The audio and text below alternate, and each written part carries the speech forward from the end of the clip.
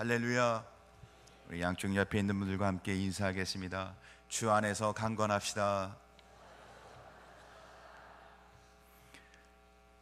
화면을 보시면 그림을 하나 보여줄 겁니다.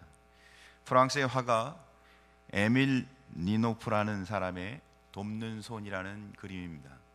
그림을 자세히 보면 커다란 노를 할아버지와 소녀가 함께 잡고 있습니다. 망망대해 바다에 노를 짚고 있는데 할아버지가 손녀를 보면서 흐뭇해해서 기뻐하고 있는 모습입니다. 실제 노는 할아버지가 다 짚고 젓고 소녀는 손만 얹어놓고 있습니다. 그런데 그림의 제목은 돕는 손이에요. 소녀가 손만 얹었는데도 불구하고 할아버지에게는 큰 힘이 되고 기쁨이 되고 은혜가 되는 표현인 것입니다. 우리의 삶의 역사도, 우리의 모든 삶의 역사는 하나님이 주관하십니다. 우리가 한다고 이것저것 하고 해보지만 별것 아닙니다. 하나님의 큰 손에 의해서 모든 것이 다 이루어지고 우리는 다만 하나님의 큰 손의 하는 일에 우리의 작은 손을 얹어 놓았을 뿐입니다. 그런데도 불구하고 우리의 삶 가운데는 위대한 역사를 하나님이 이루어 가십니다. 그러므로 우리는 능하신 하나님께 우리의 모든 삶을 맡겨야 합니다. 우리의 삶, 우리의 계획, 우리의 인생을 하나님께 맡기는 것이 신앙인 것입니다. 새가 날개짓하며 날아갈 때 쉬지 않고 열심히 나르지만 멀리 가지 못합니다. 그러나 멀리 나르는 새는 바람에 자기의 몸을 맡깁니다. 우리 신앙도 하나님께 맡길 때 위대한 하나님의 일을 감당할 수 있는 줄 믿으시기 바랍니다. 얼마나 많은 것을 맡겼느냐, 이것이 성숙한 신앙의 척도입니다. 하나님께 맡기는 것이 바른 신앙의 모습이라는 겁니다. 오늘 성경 본문은 다윗의 인생 말년 때 기록한 시입니다. 다윗이 주변 상황을 바라보니 악한 자들이 세력을 키워 푸른 나무처럼 번성하고 있는 모습이 보여집니다. 악인은 잘 되고 의롭고 거룩하고 경건한 자는 시련을 당하고 있는 상황이라는 겁니다. 의롭게 살고 선하게 살고 경건하게 사는 것이 손해보는 것처럼 보인다는 것입니다. 그러나 다윗은 살아가면서 어떤 처지에 있든 어떠한 일이 전개될지라도 모든 것을 하나님 앞에 맡기라라고 오늘 시편에 강조하고 있습니다.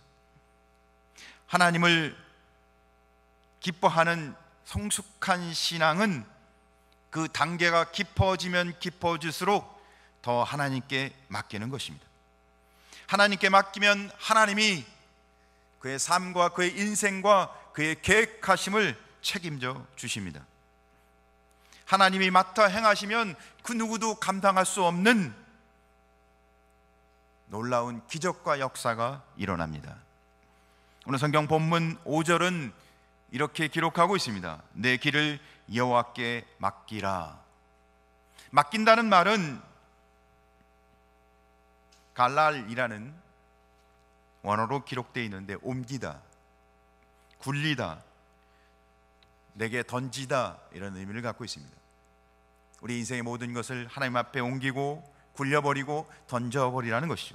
한마디로 하나님께 맡기고 도리어 인생의 문제를 자신이 부득혀 씨름하지 말고 하나님 앞에 모든 것을 맡기고 도리어 평안과 자유를 누리라는 것입니다. 뭘 맡기라는 거예요? 내 길을. 길은 우리의 삶의 여정을 뜻하는 것입니다. 우리가 삶의 여정을 살아가며 우리가 세우는 모든 계획과 행동과 결과를 다 하나님 앞에 맡기라는 거죠. 세상은 보통 자기 삶의 여정을 운명으로 치부합니다. 그러나 신앙인은 이 모든 것이 하나님께 있음을 고백하며 살아가는 것입니다. 하나님께 맡기면 하나님이 우리의 인생을 책임져 주십니다. 하나님께 모든 것을 맡기면 하나님은 우리의 삶의 모든 것에 유익과 은혜로 채워주신다고 약속하고 있습니다. 그러므로 우리는 하나님 앞에 맡겨야 합니다. 오늘 성경 이 본문 시편 37절을 통해서 우리는 하나님 앞에 맡기는 삶이 어떤 삶인지 몇 가지를 나누며 우리가 철저하게 신앙으로 하나님 앞에 선 성도의 삶을 살아가시길 주님의 이름으로 축복합니다. 첫째, 시기하지 말라. 따라합시다. 시기하지 말라. 오늘 성경 본문 1절을 보면 이렇게 기록하고 있습니다. 악을 행하는 자들 때문에 불평하지 말며 불의를 행하는 자들을 시기하지 말지어다. 이렇게 권면하는 것은 누구에게 권면했을까요? 하나님을 경외하고 하나님을 섬기는 사람들에게 한 겁니다. 아마도 다윗의 눈에는 하나님을 경외하는 의롭게 사는 사람들이 불평하고 시기했던 것으로 보여집니다. 그 이유는 오늘 성경을 보니까 악을 행하는 자들, 불의를 행하는 자들, 그들 때문에 불평과 시기가 나온 것 같습니다. 그러면 왜 의인, 하나님을 믿는 거룩한 사람들이 왜 이처럼 악을 행하는 자들 때문에 불평과 시기가 생겼을까요? 의인들 주변에 악을 행하는 자가 있다면 의인은 당연히 속성상 죄를 싫어하지 않습니까? 더구나 악인이 의인 옆에서 악을 행하면 그 피해는 고스란히 의인이 받게 되어 있지 않습니까? 만약에 그것이 전부라면, 그렇게 그 이유만으로 불평하고 시기한다면 불평하는 것은 이해가 가지만, 그렇죠, 의롭게 사는 자 옆에 악을 행하는 자로 인해서 그 피해를 고스란히 받기에 불평은 생기지만 시기하는 것은 좀 타당하지가 않아요. 이해가 잘 되지 않습니다. 시기란 보통 나보다 다른 사람이 더 잘 될 때 시기하는 거 아닙니까? 그래서 성경 7절을 보면 그 이유를 기록하고 있는데, 자기 길이 형통하며 악한 궤를 이루는 자 때문에 불평하지 말지어다. 불평을 하는데 시기를 하는 이유가 분명히 기록되어 있는데 이렇게 기록되어 있습니다. 악인들이 형통하고 더 잘 된다는 거예요. 하나님은 공의로우신 하나님이시기에 하나님의 공의에 근거해서 생각해 보면 악인이 번성하고 형통하고 잘 되는 것은 하나님의 공의에 맞지 않습니다. 일반적으로 사람들도 생각하기에는 악인은 세상에서 그들의 잘못을 해서 당연히 그들은 망하는 길로 가야 됩니다. 성경도 분명히 이야기합니다. 악인은 하나님의 심판을 받게 되어 있다고. 그런데 현실은 전혀 다릅니다. 다윗이 보는 현실도 다르고 우리가 살아가고 있는 현실도 달라요. 반드시 그렇지가 않아요. 오히려 악인이 형통하고 번성하고 잘 되는 경우가 얼마나 많은지 모릅니다. 도리어 반대로 의롭게 살고자 하는 의인은 어려움과 고난 가운데 있는 일이 허다합니다. 악인은 형통하고 잘 되는데 반면 의인은 도리어 어려움과 고난을 당하고 있는 현실, 부조리하지 않습니까? 불공평하지 않습니까? 이해가 되십니까? 하나님이 공의롭다면 그런 일이 생기는 것이 맞나요? 때문에 의인들은 이처럼 부조리하고 불공평한 현실을 보면서 어떻게 해요? 악인이 잘 되니까 시기가 나는 거예요. 왜 저들은 잘 돼요? 심지어는 하나님의 공의, 하나님이 공의조차도 의심스럽습니다. 하나님이 정말 계신가? 하나님의 공의는 정말 맞는가? 개중에는 그런 현실의 부조리함을 보고 하나님이 없다고 생각하는 사람도 있어서 신앙을 떠나고 교회를 떠나기도 합니다. 성경 8절을 보면 분을 그치고 노를 버리며 불평하지 말라. 오히려 악을 만들 뿐이라. 도리어 악을 만든대 하고. 그래요. 의인의 불평과 시기가 도리어 하나님을 원망하고 하나님을 떠나게 되는 악을 만들게 된다고 이야기하고 있습니다. 세상에 부조리하고 불공평한, 악인이 잘 되고 악인이 형통하고 의인은 도리어 고난과 역경 속에 살아가는 이 불공평, 부조리함을 보면서 하나님의 공의롭지 아니함을 생각하십니까?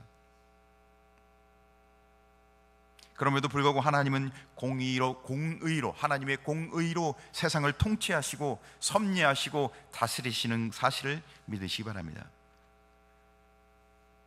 하나님은 악인들의 행위에 대하여 하나님의 공의로 즉각적으로 보응하지 않습니다. 하나님은 사단이 범죄했을 때도 즉각적으로 그 범죄함에 대해서 멸하지 않습니다. 때로는 완전한 심판을 뒤로 미뤄두십니다. 아담과 하와가 범죄했을 때도 즉각 죽음에 이르지 않고 유보해 두시죠. 왜냐하면 하나님은 원대한 하나님의 계획과 섭리가 있는데, 그 섭리 안에서 악인일지라도 즉각적으로 그들을 처단하고 심판하지 아니하고 유보해서 그들이 육신의 생명이 끝나는 날까지 계속해서 두시기도 합니다. 그렇게 악인이 형통과 번성함을 유보해 방치해 두시기에, 그러한 이유로 우리는 세상이 공평하지 않다고 보일 수밖에 없습니다. 그렇다고 이것이 하나님의 공의롭지 못함의 증거가 되는 것은 결코 아닙니다. 왜냐하면 하나님은 하나님의 원대한 계획과 섭리 안에서 이 모든 것을 통해 하나님의 선하심을 반드시 이루 가실 것이기 때문에 그렇습니다. 그중 왜 하나님은 악인의 형통함을 즉각적으로 심판하지 않고 두실까요? 그중 하나는 죄인일지라도 회개하고 구원받기를 원하시는 것이 하나님의 뜻입니다. 하나님은 모든 사람이, 현재 예수를 믿은 사람뿐만 아니라 아직도 예수를 믿지 않는 사람까지도 다 사랑하시고 그들에게도 기회를 주시기를 기뻐하시는 분이 하나님이십니다. 그래서 하나님은 악인들이 그 악행을 즉각적으로 보응하지 아니하시고 회개할 수 있도록 기회를 주시는 분입니다. 사실 오늘 우리가 여기서 예배 드리는 그 이유도 하나님이 우리에게 우리가 죄를 지을 때마다 하나님이 즉각적으로 우리를 심판하지 아니하고 유보하시고 우리를 은혜 가운데 보호하셨기 때문에, 긍휼히 여기셨기 때문에 오늘 우리 이 자리에서 예수 그리스도를 구주로 믿는 하나님의 백성으로 예배하는 자로 이 자리에 있는 줄 믿으시기 바랍니다. 두 번째로는 하나님의 원대한 계획은, 하나님의 섭리는 악인들을 통해서 의인 하나님의 백성들을 바른 길로 권면하거나 연단하고자 하시는 뜻을 갖고 있습니다. 하나님의 백성 의인이라 할지라도 죄를 안 짓고 사는 것은 결코 아닙니다. 잘못을 범합니다. 그러한 하나님의 백성을 바른 길로 인도하는 도구로 악인들을 징계의 채찍으로 사용하신다는 것입니다. 그러니까 악인을 계속해 두어서 의인이 바른 길로, 더 정직한 길로, 의의 길로 갈 수 있도록 인도하는 도구로, 연단의 도구로 사용하신다는 겁니다. 그러므로 우리는 이 세상에 의인만 살아가는 것이 아니라, 의로운 자만 사는 것이 아니라 악인도 함께 살아가는, 필연적으로 악인도 공존할 수밖에 없다는 사실을 인정해야 합니다. 그처럼 부조리하고 이해할 수 없는 부분이 계속해서 남아있지만 하나님은 공의로우신 하나님이십니다. 왜냐하면 그 부조리함을 통해서 도리어 하나님의 선한 목적을 이루어 가시는 분이기 때문에 그렇습니다. 하나님은 악인들의 그 악함을 통해서 도리어 성도들을 더 유익하게 세우시고 도리어 하나님의 거룩한 은혜 가운데 세워 가시기 때문에 그렇습니다. 사랑하는 성도 여러분, 그래서 우리는 악인들이 죄를 짓고도 형통함이나 아니면 더 잘되는 모습을 보고 불평하거나 시기하지 말고 도리어 하나님의 원대하신 섭리와 하나님의 뜻을 바라보는 성도 되길 주님으로 축복합니다. 그래서 우리는 두 번째, 하나님을 의리하고 선을 행해야 합니다. 첫 번째, 우리가 시기하지 않고 불평하지 않는 것은 하나님의 원대한 뜻을 보고 우리가 소극적으로 대응하는 것입니다. 그렇다면 두 번째로 우리는 더 적극적으로 우리가 하나님에 맡기는 하나님의 원대한 뜻을 바라보며 하나님을 의리하고 선을 행하는 성도의 삶을 살아가시길 간절히 소원합니다. 3절은 같이 한번 읽어보겠습니다. 시작. 여호와를 의뢰하고 선을 행하라. 땅에 머무는 동안 그의 성실을 먹을거리로 삼을지어다. 적극적으로 우리가 하나님 앞에 맡기는 삶은 여호와를 의뢰하는 것입니다. 여호와를 의뢰한다는 것은 누군가를 신뢰하고 믿는 것을 말합니다. 그 의미 속에는 그 속에 들어간다는 의미가 있습니다. 어떤 대상을 향해서 대상이 없이 누구를 신뢰하고 믿을 수가 없어요. 근데 믿고 신뢰한다는 것은 그 대상 속에 들어간다는 것을 뜻합니다. 인격적 연합을 뜻하는 거죠. 우리가 하나님과의 인격적 연합을 통해서 그 안에 온전한 연합을 통해서 그분의 뜻과 그분의 은혜 안에 살아가는 것, 이게 그분을 신뢰하는 것입니다. 우리가 그렇게 그분 속에 그분의 뜻을 분명히 알고 살아갈 때 우리는 도리어 악을 행하는 자들의 잘됨과 형통함을 보아도 분노와 시기함이 생기지 않게 되는 것입니다. 사랑하는 성도 여러분, 주의 은혜 속에 들어가는, 주의 깊은 은혜의 바다에 참여하는, 그래서 주의 은혜를 온 마음과 심령을 다해 함께하는 성도 되길 주의 이름으로 축복합니다. 두 번째는 선을 행하라고 기록하고 있습니다. 선은 도덕적 의미에서의 선뿐만 아니라 하나님의 선하신 성품을 말하는 것입니다. 하나님이 갖고 계신 선한 성품, 아름답고 충실하고 유익하고 형통한 삶, 그 선을 행하라는 거예요. 하나님의 선하신 성품을 행하는 겁니다. 행하다는 것은 어떤 걸 노력해서 결과물을, 결실을 맺는 것을 뜻합니다. 선을 행하는 데 있어서 지속적으로 노력해서 결과물을 만들어내라.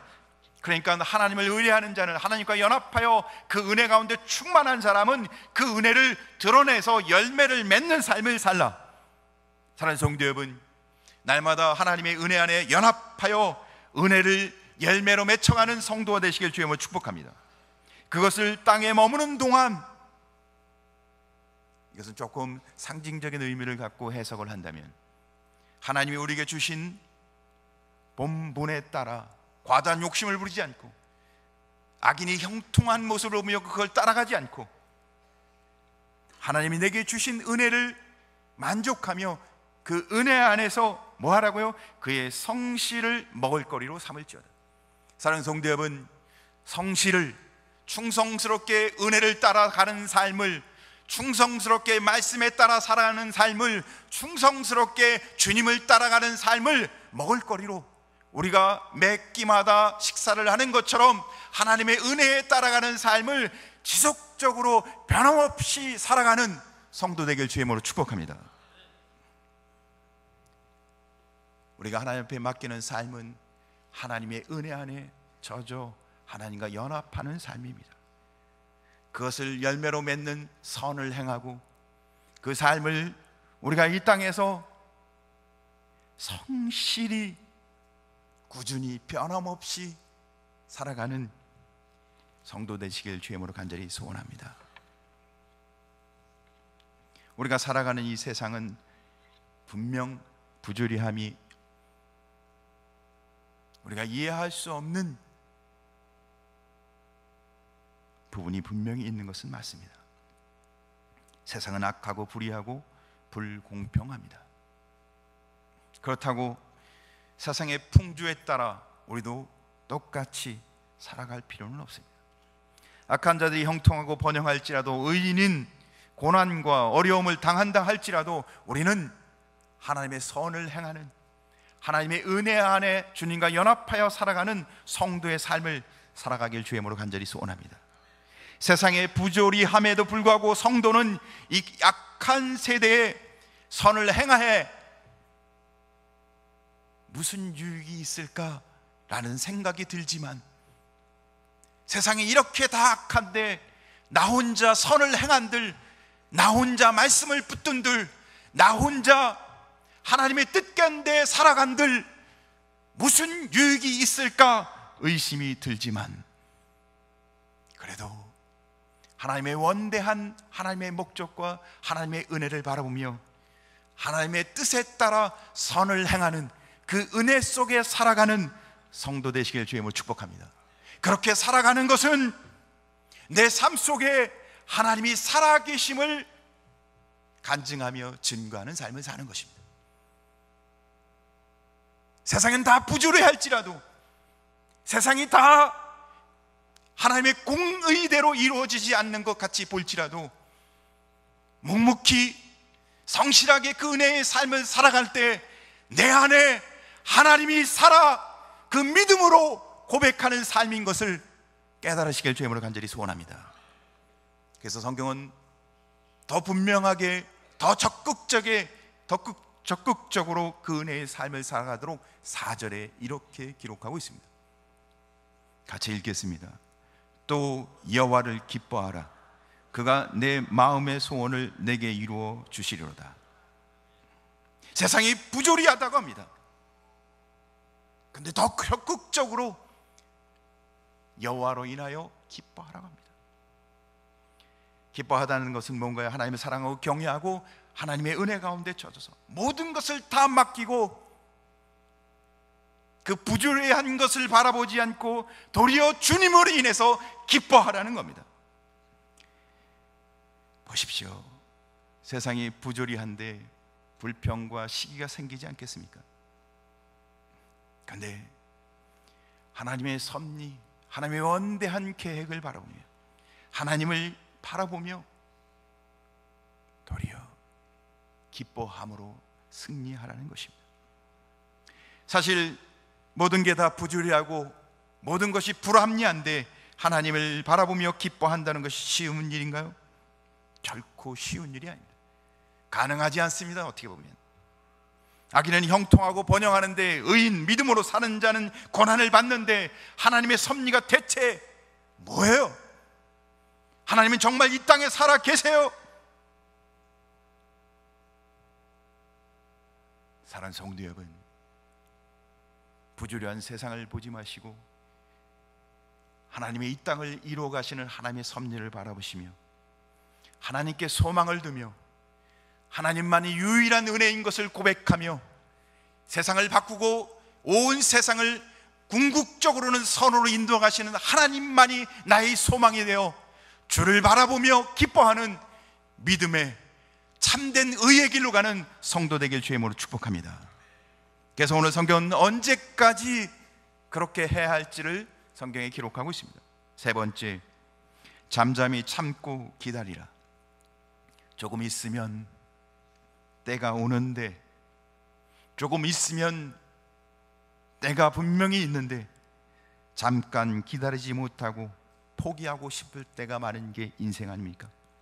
모든 것은 분명히 때가 있습니다.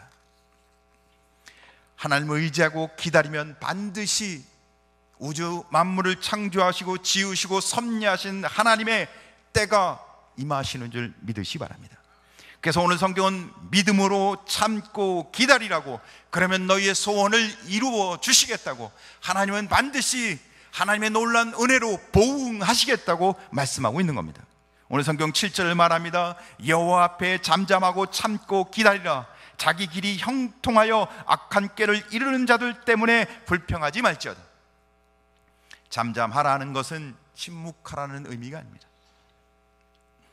하나님의 섭리에 대해 신뢰하며 믿음으로 바라보라는 거예요. 인간이 갖고 있는 조급함과 나름의 방법으로 뭔가를 간구하는 어리석음을 버리고 하나님이 궁극적으로 이루실 하나님의 뜻, 하나님의 섭리를 바라보며 그분 앞에 모든 것을 맡기라는 거예요. 사랑하는 성도 여러분, 믿음으로 바라보시길 주의 이름으로 축복합니다. 인간이 갖고 있는 모든 문제의 해결은 하나님의 손에 있는 것입니다. 사랑하는 성도 여러분, 하나님 앞에 맡기고 하나님의 역사를 바라보시는 성도 되길 주의 이름으로 축복합니다. 하나님 앞에 맡기는 사람은 참고 기다릴 수 있는 겁니다. 하나님의 때를 기다리게 되는 것입니다. 하나님 앞에 맡기는 사람은 하나님이 해결할 것을 믿고 있는 것입니다. 성급하게 판단하지 마시고 하나님이 이루실 것을 바라보는 믿음의 백성 되시길 주의 이름으로 축복합니다. 다윗은 사울을 얼마든지 죽이고 자기의 원통함을 해결할 수 있었습니다. 그러나 다윗은 하나님 앞에 맡겼습니다. 그리고는 기다렸습니다. 그 결과 다윗은 의로운, 하나님을 믿는 의로운 사람으로 성경은 기록하고 있습니다. 사울을 죽일 수 있는 기회에 여러 번 있었어요. 한 번이 아니었습니다. 그러나 그는 하나님 앞에 맡겼습니다. 옷자락만 비고, 그리고는 하나님 앞에 하나님이 일하실 것을 기다렸습니다. 하나님은 결국 하나님이 심판하십니다. 하나님에 맡기고 기다리는 자는 땅을 차지한다고, 도리어 그의 인생을 의로운 백성으로 빛나게 하신다고 성경은 기록하고 있습니다. 나무가 자랄 때 그 어린 묘목은 어떤 나무가 어떤 나무인지 잘 구별이 되지 않습니다. 그러나 그 나무가 자라 꽃이 피고 열매를 맺기 시작하면 이거는 감나무, 이거는 사과나무 구별이 되기 시작합니다. 곡식과 가라지가 싹이 날 때는 구별하기가 참 어렵습니다. 어떤 게 곡식이고 어떤 게 가라인지. 그러나 추수할 때가 되면 가라지가 어떤 것인지 확연하게 구분이 됩니다. 우리는 스스로 입증하려고 생각하지 마시고 하나님 앞에 맡기는 성도 되시길 주님을 축복합니다. 하나님이 평가해 주실 것입니다. 하나님이 심판하실 것입니다. 하나님이 개입하심을, 하나님이 역사하심을, 하나님의 섭리하심을 경험하고 체험하는 믿음을 삶으로 고백하는 성도 되길 주님으로 축복합니다. 불공평해 보일지라도, 부조리해 보일지라도 하나님이 원하시는 방법대로, 하나님이 섭리하는 방법대로 주께 맡기는 것이 신앙인 것입니다. 사랑하는 성도 여러분, 하나님 앞에 우리의 삶을 맡기고 주의 뜻 가운데 거하는 성도 되길 주의 이름으로 축복합니다. 하나님 앞에 맡기는 성도는 오늘 우리가 함께 나눈 말씀 가운데 불평과 시기를 그치고 하나님을 의뢰하고 적극적으로 선을 행하며 잠잠히 참고 기다리는 가운데 주님이 주시는 은혜 안에 살아가는 것입니다.